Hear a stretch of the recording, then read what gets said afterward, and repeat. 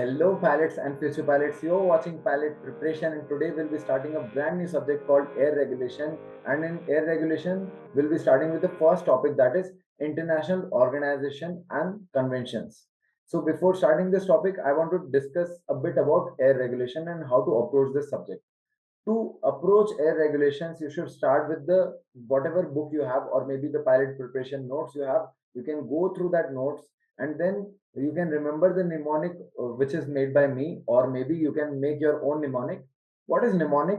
Mnemonic is pun or story which you make around a topic so as to remember that topic for a longer time. So once you do that, after that you'll be able to remember a lot of things, and you have to do this for all the chapters, and then you can make a short notes of the important tables and the points, and then you can go through the back questions once and twice, and after that you can start making doing tests as well. And once you're not able to get the answers for some questions, then you can again read the book or our notes, and then you will be able to get all the questions, and some minor questions which are coming out of the blue you have to just by heart them and that is how you prepare for air regulations. So now let's start with the topic. So before starting this topic, I have a news article about Pakistani plane enters Indian airspace for almost 10 minutes due to heavy rain, and it has become a news. Why it has become a news? It was not even a military aircraft, because it enters the Indian airspace without even telling the Indian organization that it will be coming to the Indian airspace. So Indian airspace is sovereign to India, and every country's airspace is sovereign to that country, and it is done so as to secure that particular airspace and to keep the traffic inside that airspace secure. So what the Pakistani plane did by mistake is a violation of Indian territory's right. Now you must be thinking, when did all these rules come into effect? So these rules came into effect after the World War One. Once the World War One ended, after the World War One ended, we had the first of its kind convention, that is called as the Paris Convention of 1919, in which the topic on focus was sovereignty, airworthiness, and competency. What is sovereignty? Sovereignty, I just told you that every airspace or every country has its territory, the land, the sea, and the airspace sovereign to that country. So that is nothing but the sovereignty of the airspace. And then it also dealt with airworthiness. That means you cannot have any damaged aircraft. You cannot fly a damaged aircraft. You have to repair it first, and then that will be airworthy enough to fly. That keeps our airspace secure. Otherwise, a lot of people will not travel by plane if a lot of planes are crashing because of low maintenance or less maintenance. And then it discussed about competency. That means every pilot should be competent enough to speak in a good language and should be versed in that particular language so as to speak with the air traffic controller. And also, he should be mentally fit, physically fit, and should have a good number of hours prior to flying a big plane. This Paris Convention coined the term ICAN, that was International Commission for Air Navigation.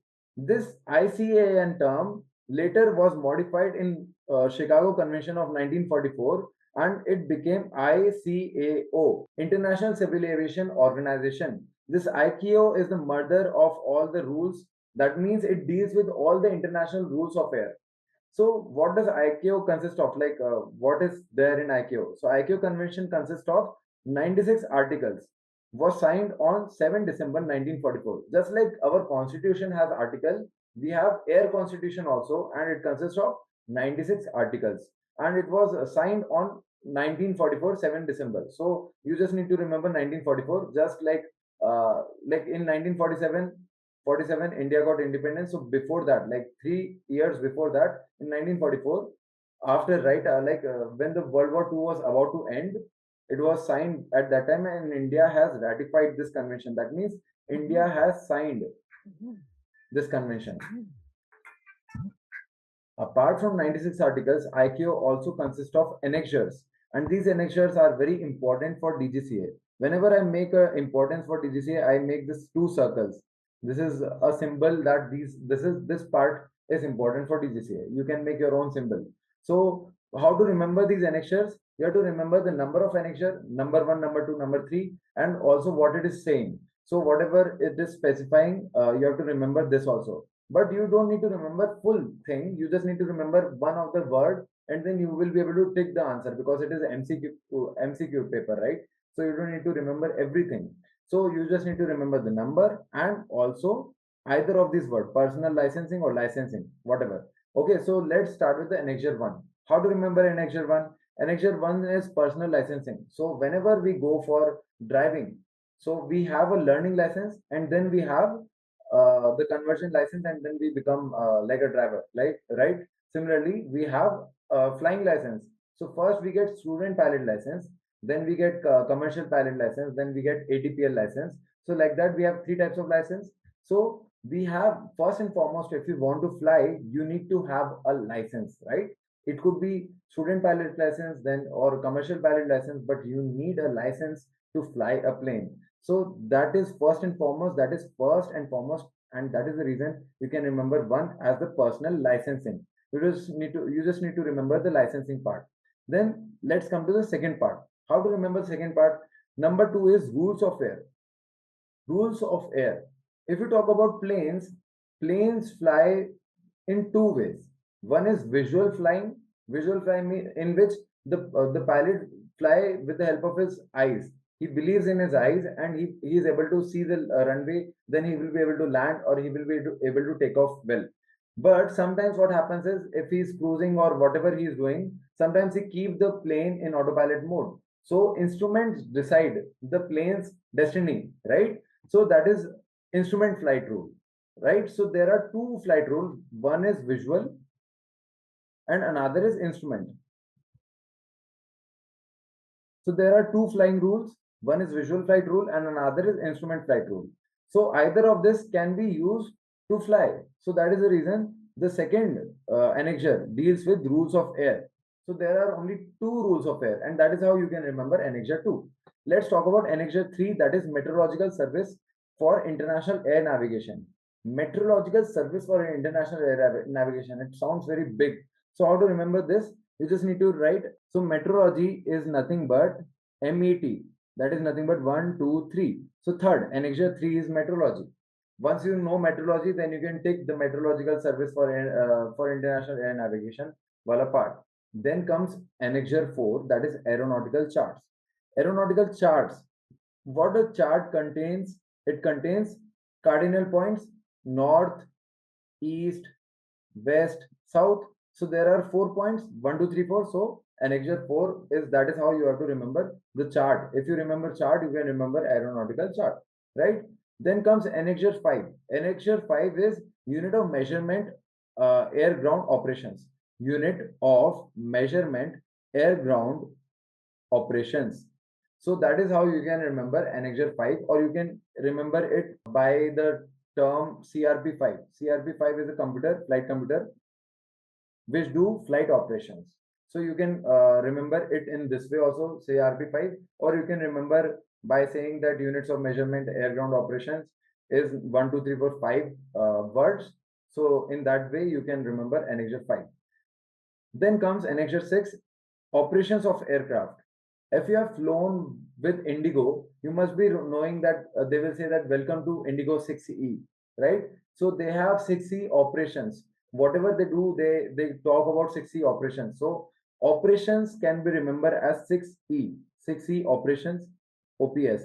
So that is how you can remember Indigo 6E operation. So in that way, 6 operation. If you know operation, if the question says that operation of aircraft is annexure number, then you can remember 6E operation. Then comes Annexure 7. Annexure 7 is aircraft nationality and registration marks. So actually aircraft has a nationality and also it consists registration mark. Similarly, we all have a nationality and we all are birth registered to some country, right? So we also have nationality and registration mark. So to remember Annexure 7, you have to feel good about India. You have to say that India is our nation and our nation is heaven because 7 is heaven. 7 is heaven. Like that, you can remember. So 7 is heaven. That means India is heaven for us, and India is a nation. So aircraft nationality and registration mark, we all are registered here. Similarly, aircraft who is registered in a particular country, we discuss about that in Annexure 7. Then comes Annexure 8, airworthiness of the aircraft. Annexure 8 talk about airworthiness. We discussed what is airworthiness. That means a plane which can be flying without any issues. So, is Superman airworthy? Yes, Superman who wears a cape is airworthy because he can fly for a long distances, right? But when we talk about Spider-Man, is Spider-Man airworthy? Spider-Man, which consists of like this type of mask, right? Is he airworthy? Actually, he is not airworthy. That is the reason he applies web and then he sticks to buildings, and that is how he flies, we can say, right? So Spider-Man is not airworthy, and if you see Spider-Man's eyes or whatever the mask is, you can see it is having eight. Annexure 8 is aircraft airworthiness of the aircraft. That is how I remember it. You can make your own one. So after this, we have Annexure 9, which is facilitation. So for facilitation, I have made a rap. So come for facilitation at 9, have a dine and drink some wine. Is that fine? So for facilitation, you can remember this, that come for facilitation at 9, have a dine and drink some wine. Is that fine? That is how I remember facilitation and 9. So you can make your own rap and you can go for a rap battle if you want, right? So after this comes Annexure 10, that is aeronautical telecom services, something like that. So aeronautical telecom. Earlier, the landline telecom does not have a four, like more than 4-digit number maybe. But now we have telecom which has 10-digit number. So you can remember telecom as telephone, and you can remember telephone. Our telephone contacts have 10 digits. So that is how you can remember Annexure 10. Then comes Annexure 11. Annexure 11 deals with air traffic services. Annexure 11 deals with air traffic services. So you all know that if there's a one-way line, or if there's a one route, or there's a only one,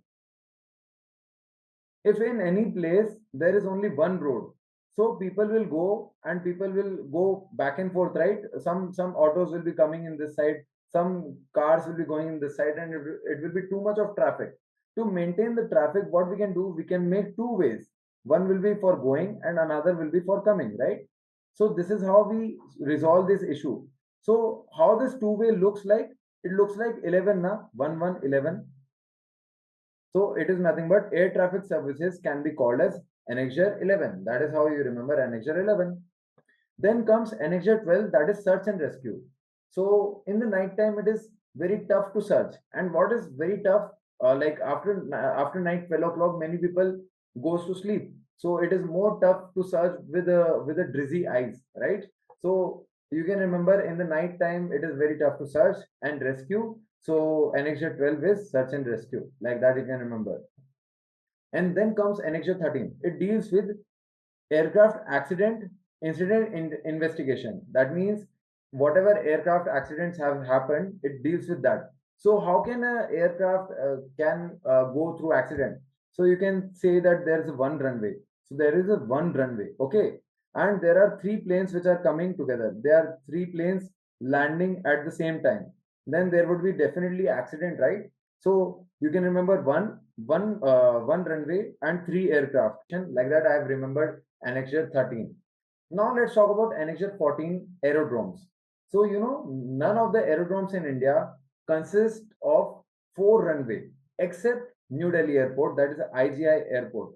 IGI Airport consists of four runway, that is runway 27-9, runway 27-10, and runway 29-11.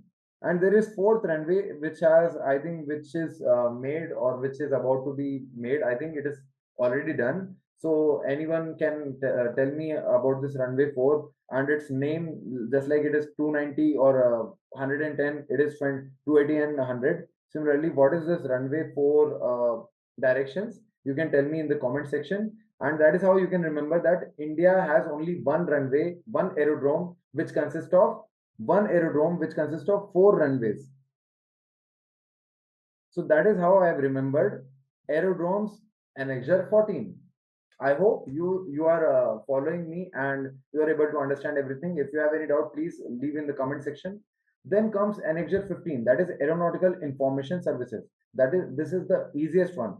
Annexure 15. Annexure 15. So aeronautical information services. So annexure 1.5. So this is how I remember annexure 15 as AIS. Annexure 1.5, right? Then comes annexure 16, that is environmental protection.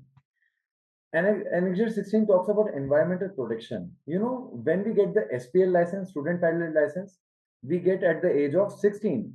That means at the age of 16 only, we are able to fly the plane and pollute the environment. So you can remember two things: the age at which we can apply for student pilot license, that is 16, and when we fly, we pollute the environment. So Annexure 16 talks about environmental protection. Then comes Annexure 17, that is security safeguarding international civil aviation from unlawful interference. So Annexure 17, again you can talk about Annexure 17 as 7 is heaven, right? Again we talk about heaven. If we talk about heaven, heaven is a very secure place. It is safeguarded by big giants. So we can say that heaven is a secure place, and there could not be any unlawful act there, right? Because heaven is only occupied by good people, as we talk about it, right? So there could not be any unlawful interference there. So that is how I have remembered Annexure 17 as heaven on earth, heaven on the above air, whatever, and that will be secure, safeguarded, and there could be no unlawful interference. Then comes Annexure 18. Annexure 18 deals with safe transport of dangerous goods by air.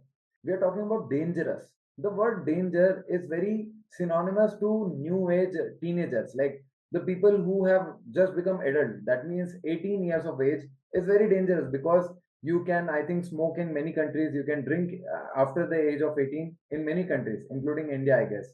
You can tell me in the comment section. So 18 is a legal age for many things. So people can become dangerous. So that is how you can remember safe transport of dangerous goods by air. You can remember full thing by the word dangerous, that is age of 18, Annexure 18 or age 18. Then comes Annexure 19, safety management. You can remember the safety management like safety pin. So 19 is made like this, right? 19 is made like this. So this is looking like a safety pin, isn't it? So that is how you can remember safety management, Annexure 19. Now that we are done with all the annexures, let's talk a bit about FIRs. We discussed about FIR in the flight plan chapter, in which we discussed that we have Delhi FIR, Chennai FIR, Calcutta FIR, and Mumbai FIR. And all these FIRs take all the information data about the plane, so that they will be able to regulate the air routes, so that every plane will be able to travel very securely. If you see Pyongyang FIR, it has a scarcity of plane because all the countries fear to fly over the Pyongyang airspace. And actually, it has already ratified with the ICAO agreements. That means, according to the Freedom 1, you can fly over the Pyongyang FIR, and there are some planes who fly over the Pyongyang FIR, but because of the Kim Jong Un rule, everyone fears of the missiles, and that is the reason very rarely you will find planes going over the Pyongyang FIR. Usually, they don't take this routes, usually, right? So I just said about freedom, right? They have the freedom one, freedom number one, which allows to fly over the others airspace to go in another country. What is this freedom one about? Let's talk about all the freedoms which a country gets once it has signed the ICAO agreement. So India has also ratified this part of the agreement. It is coming from the International Air Service Transit Agreement, which is the agreement of 1944. India has ratified to this agreement. So make sure that you remember this, and also that these things come in DGCA examination. So make sure that you remember all the five freedoms. So how to remember all the five freedom? To remember it, we can make a story. So imagine that you want to travel from Patna to Naypyidaw. If you want to travel from Patna to Naypyidaw, before traveling itself, just imagine if you are a pilot, if you want to travel from Patna to Naypyidaw, you should travel, but you should have the permission of Bangladesh, right? You should have permission of Bangladesh ka FIR, right? So without permission you cannot take this route, isn't it? So you should have this permission. So what is the freedom one giving? The freedom one is giving that permission. That is nothing but the right to fly over another state without landing on that state. So I can travel from Patna to Naypyidaw without landing on Dhaka, because Bangladesh has also ratified to this agreement. They cannot stop me from flying from Patna to Naypyidaw, but of course I have to tell them in advance that I will be flying. That is something which I have to do. Once I'm done, so I got this first freedom. So still now I'm not totally sure. Why I'm not totally sure? Because this route is little far and I'm not sure whether I'll be having enough fuel or not. So if just imagine, yes, I can have fuel calculation, but I don't know about the wind also. And I want to be assured because I want to fly a lot many times. So I want to be assured that if I have shortage of fuel, I can land on Dhaka to regain the fuel or to fill the fuel. So I will fly from Patna to Dhaka only to take the fuel, and then not for traffic. I will not take the passengers from there. Only I will take the fuel, or maybe if my engine is getting failed or something, there is a problem in the engine. I will make sure that the technician in the Dhaka can see the fault, and I will pay the price for the same, and then I will fly for Naypyidaw.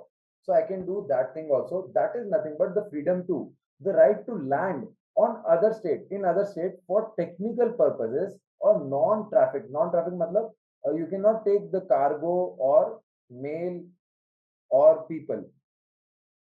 Okay, so you cannot take cargo, mail, or people from there. So this is the freedom too.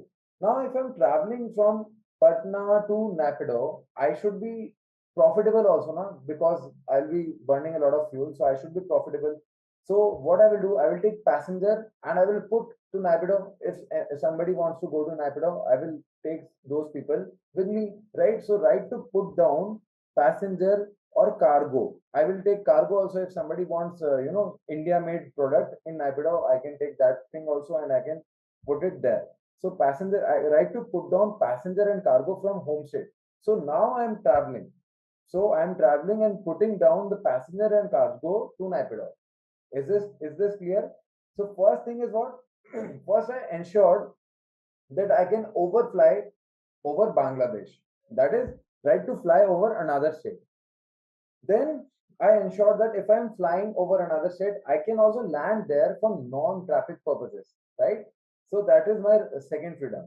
Then third freedom is right to put down passenger. So I should be profitable enough. So I will take the passenger and I will put down the passenger or cargo to another country or another from the home state. So I will home state means the state where my plane is registered, that is called as home state. So every plane is getting registered somewhere, right? So that is how we get the home state. So that is nothing but the home state.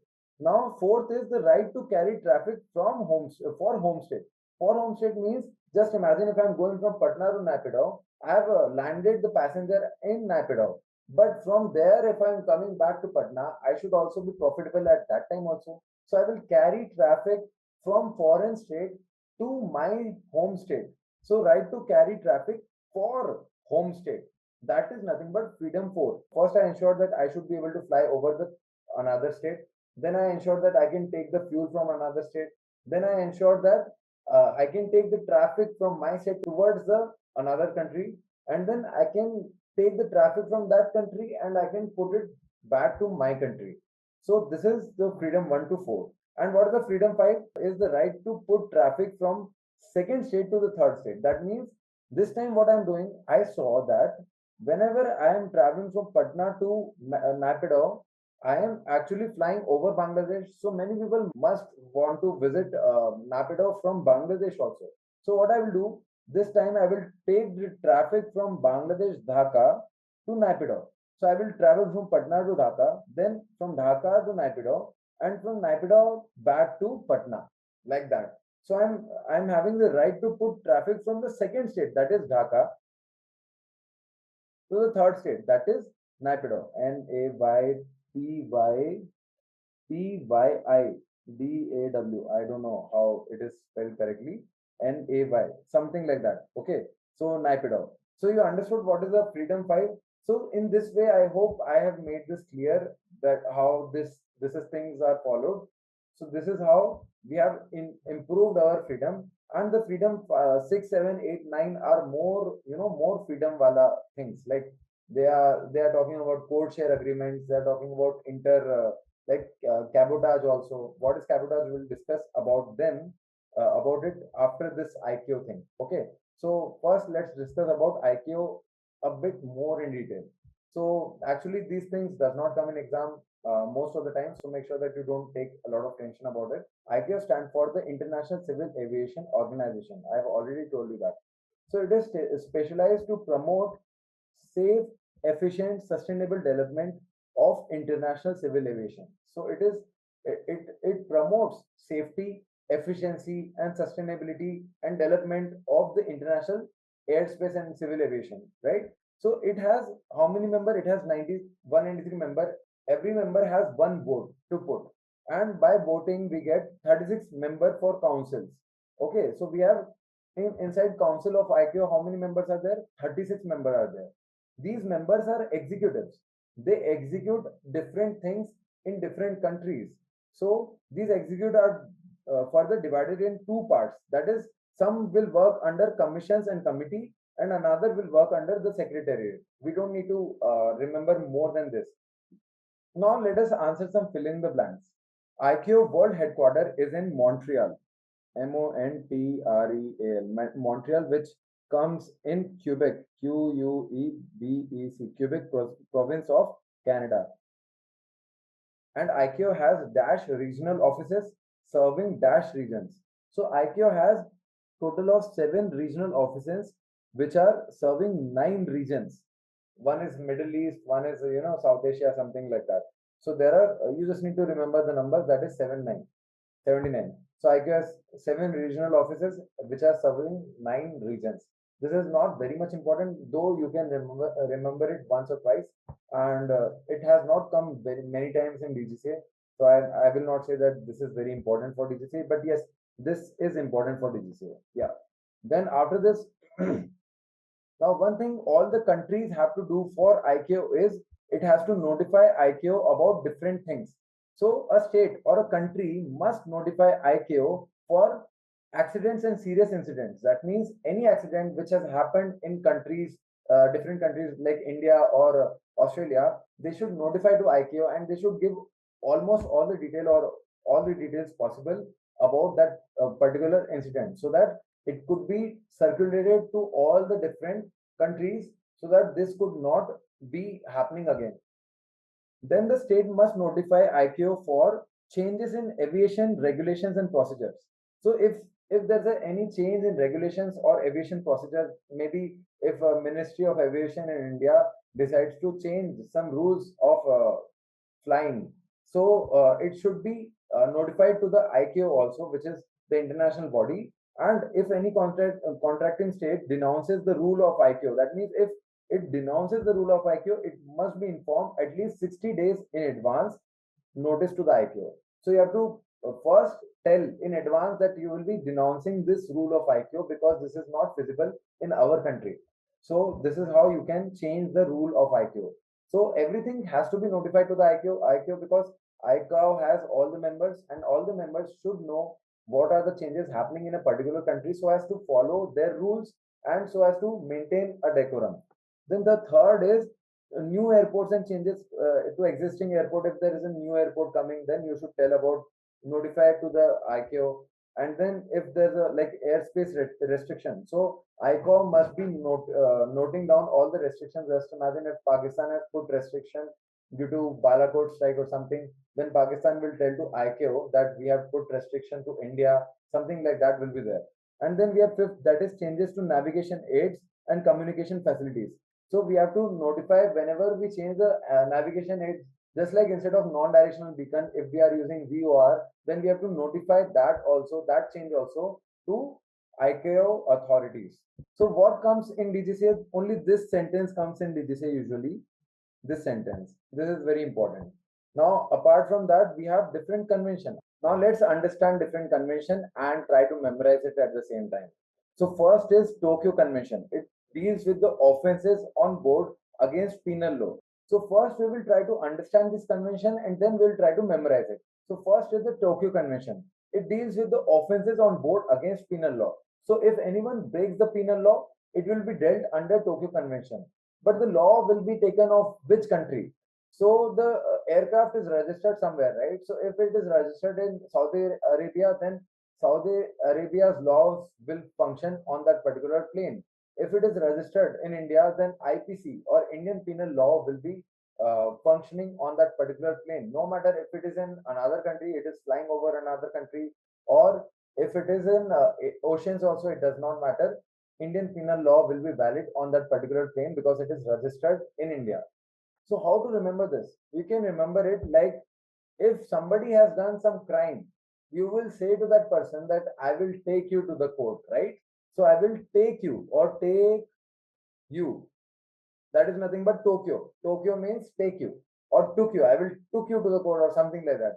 Offense on board or on ground, something like that, right? So in that way, you can remember the Tokyo Convention. Then comes the Rome Convention. Rome Convention deals with the damage caused by foreign aircraft to the third party on the surface. That means if you are going from Patna to Naypyidaw and if you are flying over, like just imagine if you are landing in Dhaka to get the fuel, only to get the fuel. So Dhaka becomes a third party because it's another country in which you have not landed for putting down the traffic or taking the traffic. You have just landed for some technical purpose. So you have landed there, and just imagine if the plane has undershoot the runway, and because of that the runway has got some marking or some damage, then that has to be paid by the airline. Those things come under the Rome Convention, but actually it is not ratified by India. So you have to remember that it is not our business. But actually, what is Rome Convention? This can come in exam. So all these things can come in exam. By the way, this is very important for DGCA. So how to remember Rome Convention? You can say that a child which roams in a park, he can roam around anywhere, right? So he will break down something, or maybe he will walk over some small flowers, and he will damage those flowers, right? So that is how because the child is roaming around, because of that he has damaged something, right? So in that way you can remember the Rome Convention. That means if you roam a lot, then you will damage that region or something like that. If you are crazy, you will damage the place, and because of that you have to pay for that. So that is nothing but the Rome Convention, right? Rome Convention. Then comes the Warsaw Convention. Warsaw Convention deals with the responsibility for carriage of passenger, baggage, and cargo. So it deals with the responsibility for carriage of passengers, baggage, and cargo. So baggage and cargo is taken care of under the Warsaw Convention. And how to remember this? So you can remember Warsaw as war, right? So you might have seen the Ukraine-Russia war right now. In that Ukraine-Russia war, a lot of people have got displaced very in a very hurry manner. So many people have lost their baggages and cargo in their home or in their garage, right? So they just left that place and they fled. So there was no one to take the responsibility of the carriage of passenger and cargo. Sorry, passengers also, even baggage and cargo. So what we can say, during war, there should be someone responsible to take care of baggage and cargo, right? Or maybe there is no one to take care of passengers and even baggages and even cargo. So in that way you can remember that war creates problem for cargo and baggage. That is how you can remember this Warsaw Convention. Then comes Montreal Convention. Montreal Convention deals with the offenses on board leading to damage of the property of the aircraft. That means Montreal Convention is more empathetic towards the liability of the airline. Just imagine if there's a damage to a particular person inside the plane due to abrupt landing, then that damage has to be paid by the airline. So that is the liability of the airline. There is no offense done as such, right? But there is a damage which has happened. That is how it is different from the Tokyo Convention. Montreal Convention is more about the damage, whereas Tokyo Convention is more about the offense. So that is the difference between Montreal and Tokyo Convention, and how to remember this. So you can remember, you can say that Montreal. Montreal means Monty. Monty. Kid name. Kid name Monty. So if there's a kid named Monty, usually Monty, the name Monty, as I can imagine, would be a very notorious kid who will just take someone's like who will pull someone's hair, or maybe who will fight with someone. So he will damage other people, right? That way I've remembered the Montreal Convention. That means it deals with the offenses on board. That means the Monty can do some offense on board and leading to damage to the property. Also, he can damage the property by breaking down the window or something. He can pull out the emergency door also. So a lot of things can be done by the Monty kid as I have imagined him. So that is how I have remembered the Montreal Convention. Then we talk about the Cape Town Convention. Cape Town Convention deals with the requirement of the aircraft finances, contracts of sales of the aircraft equipment. So it deals with the sales and finances. It deals with the sales and finances of the aircraft. It deals like something like that, right? So how to remember Cape Town? You can imagine like Superman Cape. So Cape, by that Cape Town, what we can imagine, if there's a brand new plane and if you want to sell it and if you want to showcase it, so how will we will put it? We will first put a cape and then we will slowly reveal it so as to make a big fuss about it, right? So that is how I remember it. That if you want to sell an aircraft, you have to put a cape on top of it so that it can be hidden for some time, and then you can pull out that cape and sell that aircraft. So that is how I've remembered. And you can have manage the finances. Like just imagine if you need money, so by selling the aircraft, you will get the finances done, right? So in that way, I've remembered that Cape Town Convention deals with the finances and contract of sales of the aircraft and aircraft equipment actually.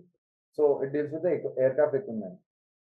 Then comes the last convention, that is Hague Convention. Hague Convention, I've remembered it as a hack, HACK, hack or hug, anything. Hack means something illegal, or hack means someone terrorist is hacking your website. Just imagine North Korean spies are hacking Indian government's website, or maybe Russian spies are hacking American websites, or American spies are hacking Russian websites. So they are terrorists, right? They are no less than terrorists. So it deals with the terrorist hijacking and slash or unlawful seizure of the aircraft, or they are taking the control over the aircraft. So either they are hijacking the aircraft, or they are taking the unlawful seizure, they are taking the control of the aircraft. So this is under the Hague Convention. These things are dealt under the Hague Convention. That is how you can remember hacking, Hague, or hacking, or you can say hug. What is this hug? Hug means if there is a pilot who is flying the plane, the terrorist came from the back and he hugged the pilot and he thrown off the pilot. So now he has taken the control of the plane, and because he is not worried about his death, he is not worried about the plane as well. So that is how you can remember hug or hack, any of the thing, whatever you like. So that is how you can remember all these convention, and these convention all are very important. These are very important for DGCA, so make sure that you remember it. Now points to remember apart from the conventions and organization. So first point, which is very important again for the DGCA, that is cabotage. Cabotage means domestic air services. So cabotage means Air India going from Delhi to Chennai. That is a domestic air service, right? So the plane will be going from domestic airport IGI to, I think, I don't know, I don't remember the Chennai airport name. There is one very interesting fact that none of the international airlines can fly domestically in India. That means no international airlines can take traffic of Mumbai and put it in Bangalore, or it can take traffic from Bangalore to Delhi, because they have no right for cabotage in other countries. Now, second point to remember is open sky policy. You can remember it and you can forget it if you want. So it is nothing but the participating countries agrees to remove or reduce various restrictions on air services, facilitating increased competition and market access for the airlines. That means just imagine if India remove this cabotage policy. That means all the foreign airlines can also fly domestically in India. That will be open sky policy, or that will be a move towards open sky policy. Then comes, this is very important again, dry lease and wet lease. So wet lease is when aircraft plus crew is rented by someone. Just imagine if Ambani is renting Air India with aircraft and crew, then it is wet lease. And what is dry lease? When the aircraft alone is rented by someone, but the planes or the pilots will be of that particular. Just imagine Ambani has already taken some pilots of his own, who also fly for his private plane. So they are flying Air India now. So uh, if that happens, then that is the case of a dry lease. So what is wet lease? Wet lease contains aircraft plus crew, and dry lease contains aircraft only. Apart from this, there is also one more point that the Atlantic Ocean is governed by ICAO rules. And one more point is India has not ratified to IATA, that is International Air Transport Agreement. It is not transit agreement. Don't get confused with transit agreement. It is transport agreement which India has not ratified to. This is also a DGCA question, so make sure you know this. Now we have come to the end of this topic, that is international organization. So first we'll discuss about the Ministry of Civil Aviation. These things does not come in exam usually, so you can just go through it once and then you are fine. So it is responsible for administration of Aircraft Act. That means Aircraft Act comes under Ministry of Civil Aviation. Aircraft rules also comes under Ministry of Civil Aviation, and other legislation related to the aviation sector comes under the Ministry of Civil Aviation. Only this much part is important for Ministry of Civil Aviation because it is not that much important for us as a pilot. But what is very important for the pilot is DGCA. You already know it. For the computer number, you must have struggled a lot, right? So, Directorate General of Civil Aviation (DGCA) is responsible for the regulation of air transport services to, from, and within India. So, it is responsible for all the services to, from, and within India. And what are the things it take care of? It takes care of safety regulations, licensing and certification, which we are doing, like right now you're studying for. And then third is airworthiness certification, so airworthy, whether the plane is airworthy, including Cessnas. Then fourth is surveillance and inspections, so they will also inspect different flying training institutes and also different airports. Then we have fifth, that is accident investigation. They also do accident investigation, and they also develop policy regarding civil aviation of India. And also they cooperate internationally with the ICAO, and this is how DGCA has become the base of the civil aviation in India. Now, apart from this, we have Airport Authority of India. Airport Authority of India, that is AAI. I. In Marathi, you know, I means mother, right? So, Airport Authority of India, that is I. So, in Airport Authority of India, what will be there inside this? You can remember this Airport Authority of India. So, it will deal with airport. So, everything regarding airport will come under Airport Authority of India. So, first is design, develop operations, operation and maintenance of international and domestic airport. Of course, it will come under AAI.